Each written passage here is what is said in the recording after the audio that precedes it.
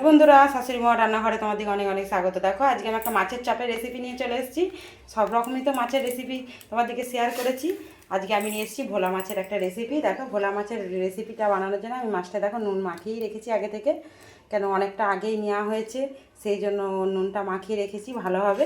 এবার আমি ওতে দিয়ে দেবো যা যা মশলা ব্যবহার করছি তোমাদেরকে শেয়ার করবো, তোমরা দেখে নাও। প্রথমে আমি দেখো লেবু দিয়ে দেবো, একটা লেবু চিপে দিয়ে দেবো।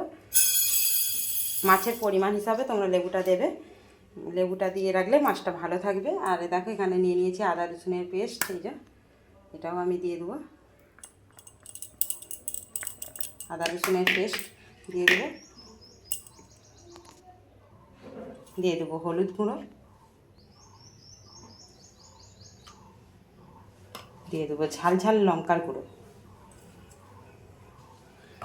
আর দিয়ে দেবো দেখো একটু কাসুরি মেথি।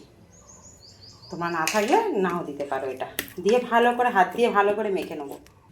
দেখো বন্ধুরা, হাত দিয়ে ভালো করে সুন্দর করে মেখে নিয়েছি। হাত দিয়ে মাখলে জিনিসটা ভালো হবে, সেই জন্য হাত দিয়েই মেখেছি। আর এদিকে আমি দেখো একটা মাছের চপটা বানানোর জন্য একটা বেসন গুলে রাখবো, আর যখন করব তোমার দিকে শেয়ার করবো অবশ্যই। এখানে আমি দেখো বেসন নিয়ে নিয়েছি, এটা আমি নিয়ে নেবো কর্নফ্লাওয়ার 2 চামচের মতন নেবো,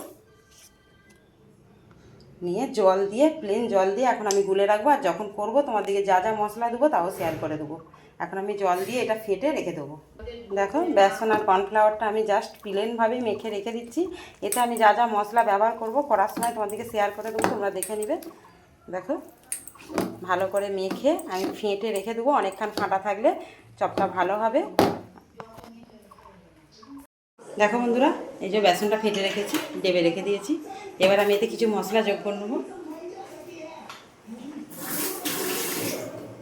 দেখো পরিমাণ মতো নুন দিয়ে দেবো,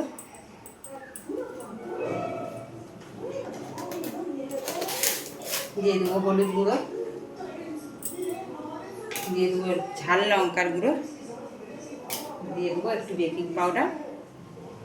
দিয়ে আমি ভালো করে মেখে নিয়ে তোমাদেরকে আবার শেয়ার করছি। দেখো আমার ব্যাটারটা বেসনটা গোলা হয়ে গেছে। এবার আমি দিয়ে দেবো, গ্যাসটা জ্বেলে দেবো, দিয়ে কড়াটা গরম করে তেল দিয়ে দেবো। তেলটা তাতুক, তারপরে তোমাদেরকে আবার শেয়ার। দেখো তেলটা আমার তেতে গেছে। এবার আমি একটা মাছ দিয়ে আগে দেখে নেবো।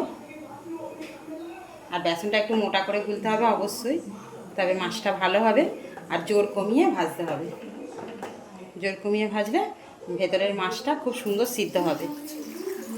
যেহেতু আমার 1 ঘন্টার চেয়েও বেশি 1.5 ঘন্টার মতন লেবু দিয়ে সব রকম মশলা দিয়ে পাক করা আছে, অসুবিধে নেই। তাতেই মাছ প্রায় অর্ধেক হয়ে আছে।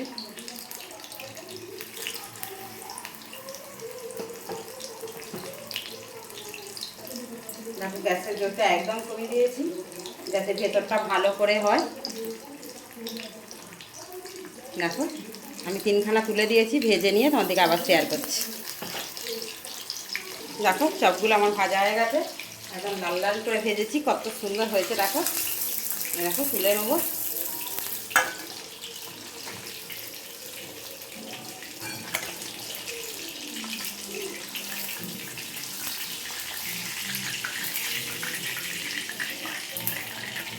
কত সুন্দর হয়েছে। দেখো আমি এইভাবে সব মাছগুলো ভেজে নিয়ে তোমাদেরকে শেয়ার করছি, তোমরা দেখতে থাকো ভিডিওটা। দেখো আর একটা ভেজে দেখে দিচ্ছি তোমাদেরকে। দেখো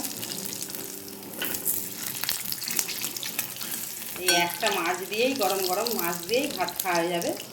দেখো বন্ধুরা, দেখো বন্ধুরা মাছের চপগুলো আমার সব কটা ভাজা হয়ে গেছে, কত মচমচে হয়েছে। দেখো দেখো কত মচমচে হয়েছে, একটুতেই ভেঙে যাচ্ছে।